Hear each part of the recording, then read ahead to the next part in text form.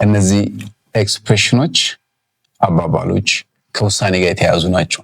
ኦኬ ወሳኙ አንተ ነህ ምናምን ለማለት let's see them.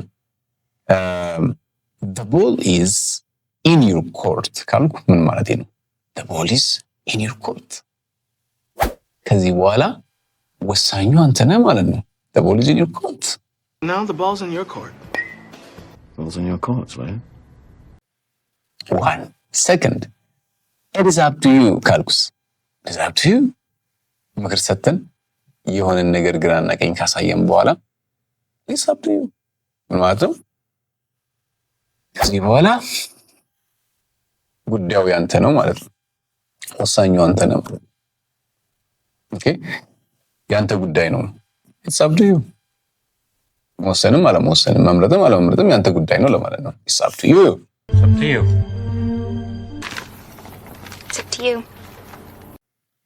Next. The choice is yours ካልኩስ the choice is yours ምን ለማለት ነው? ምርጫው ያንተ ነው። the choice is yours. I've told you what you should do, but it's up to you to choose. The choice is yours. The choice is yours. The choice is yours. Excellent. And this is an assignment. And write down the answer in the comment box, please. My friend, don't sit on the fence. ካልኩ ምን ማለት ነው? Don't sit on the fence. Don't sit on the fence. እቺን ደግሞ comment box ውስጥ ያስቀምጡልን. Thank you for watching.